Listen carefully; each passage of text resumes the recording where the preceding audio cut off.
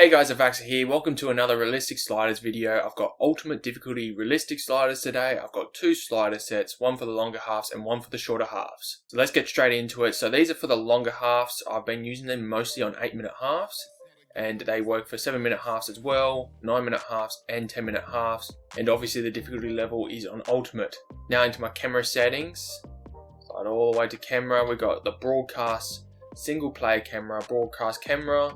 Go down, make sure you custom these, height at 10 and zoom at 0. Now into the CPU sliders. So we got tackle aggression, increase this up to 80. Build up speed, I don't usually have it at 50, but they seem to really pass the ball a lot around. And basically the goal of these sliders for me was to make the CPU better in attack, which is quite difficult. The CPU is just horrible in attack, even in ultimate difficulty. I just wasn't conceding enough goals or even enough chances. So increase this up to 50. Without that, they'll be just passing the ball around and really not making any attacking chances. Shot frequency at 52. Like, they still don't really take in enough shots. You can put this up to 53 if you're not conceding enough shots. First touch pass frequency, I don't usually have this high, but this was just to really make it more difficult for the user team. Crossing frequency at 82.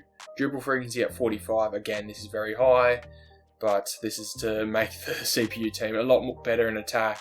And skill move frequency, I never change this, I usually keep this at 50, but I just needed it a little bit more from the CPU team just to make the user team difficult to defend. Now before I get in the game type settings, please like and subscribe if you haven't, and I do have my socials in the description, please give me a follow. So first of all, I usually have these wind effects on off. You can have them on low if you want, so just low wind effects. But besides that, we've got the sprint speed. It's a lot lower than usual, but just to slow the game down, because ultimate difficulty, the speeds just increase the higher the difficulty. So trying to make it a little bit slower, a little bit more realistic. Sprint speed with 32 if you're using CPU. Again, if you're finding these sliders a little bit too easy, especially if you have a good team, you can put the CPU one up to 33 or 34. Now acceleration, the user's team is on 46. The acceleration for the CPU team is on 47. So there is a lot of advantages in these for the CPU team, which I never have to really do for ultimate difficulty. It's usually just difficult enough, but not this year. The ultimate difficulty is just too easy, honestly. So shooting, we got the shot error at 67 for using CPU. Shot speed on 49 for using CPU. So I've increased that a little bit more, just so that you can score some distance a little bit. Now for header shot error, I've got this at 18. I've had it up a little bit more before, 22 or 25. But since that first week from FIFA launched, there's just no goals from corners or headers, and there's just none. I don't know why, but I had to lower this down to 18. There's a couple more now, again. Got pass error on 57 for user, 55 for the CPU team.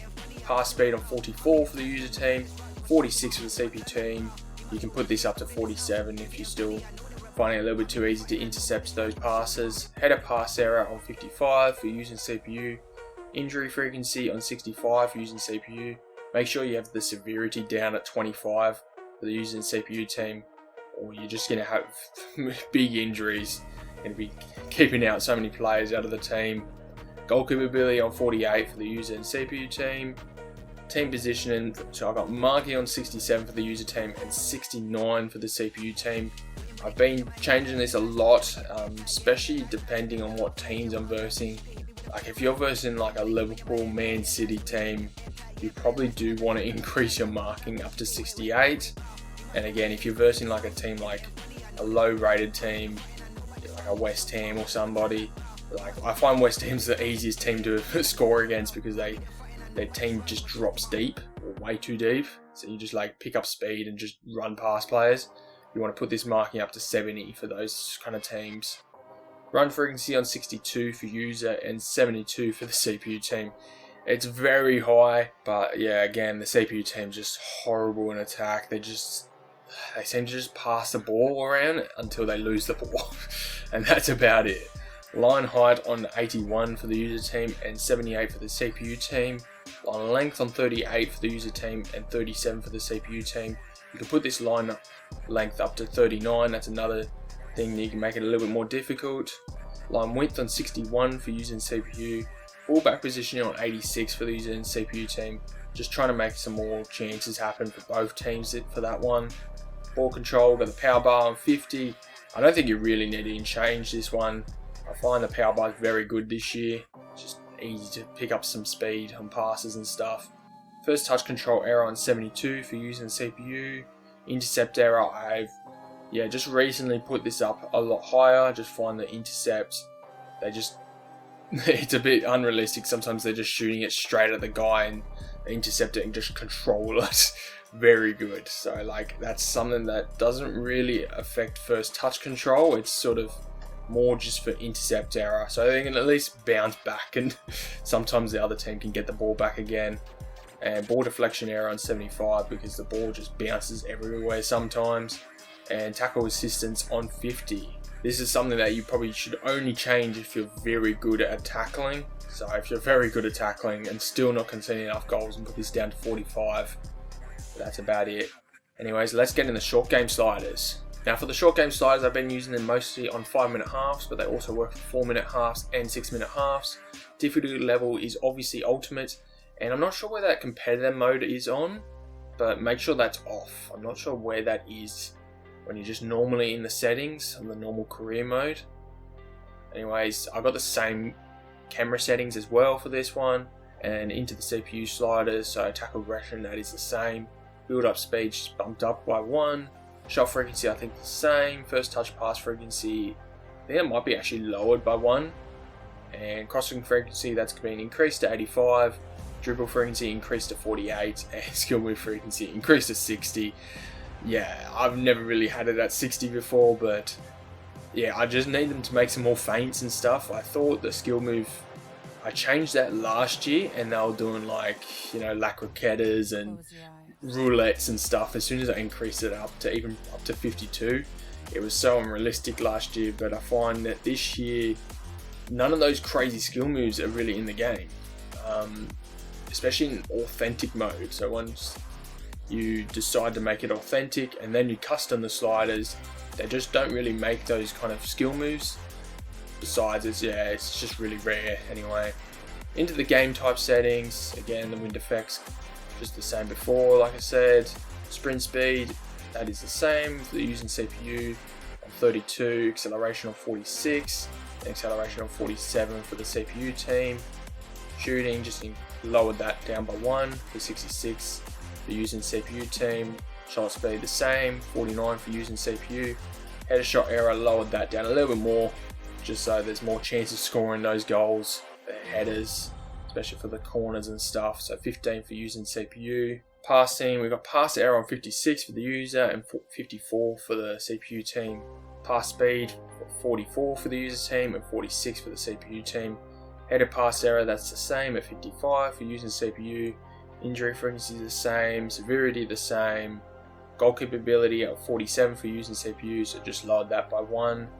Team position and marking on 62, so that's a lot lower than usual. But if you're playing with the ultimate difficulty sliders, obviously you're pretty good at FIFA and you should be able to defend pretty well. I found that still, 62 is actually pretty good, and 68 for the CPU team. Usually they would lower that down a lot more, but I've got the run frequency up quite a bit, so there's always runs in behind and stuff, so marking isn't affected too much on that. So run frequency of 64 for user and 75 for the CPU team, which is the highest I've had for the last few years. But you probably won't find that it's really high for run frequency, because in ultimate difficulty they do like to pass the ball around a lot, and so that requires passing the ball backwards a lot. So the run frequency, it's not really that high for ultimate difficulty. Line height on 81 for user and 78 for CPU. Line length on 39 for user and 37 for CPU. Again, if you're finding it a little bit too easy, you put this up to 40 for the user team. Line width on 62 for user CPU. Fullback position on 86 for the user and CPU team. And we've got the power bar on 50. First touch control error on 70 for the user and CPU team. Intercept error on 82 for the user and CPU team. Just giving it a little bit more advantage when you're intercepting. the short game sliders, just so the ball can be turned over a little bit more often. Ball deflection error is on 75 for the using CPU team, and tackle assistance is on 50 for the using CPU team. So that's it for my sliders for the ultimate difficulty for realistic sliders.